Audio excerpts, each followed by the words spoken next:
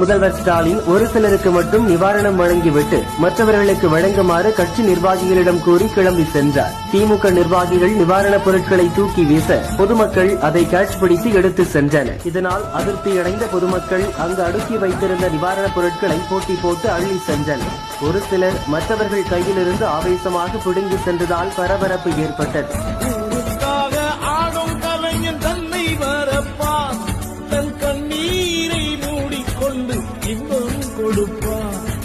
புலிகள் அழுவது ஏது, அட பறவையும் அழகறியாது.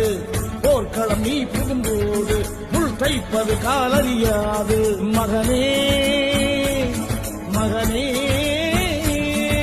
காத்துக்கு ஓய்வதேது, அடையேது கலைக்கொரு தோல்வி கிடையாது கிடையாது கிடையாது.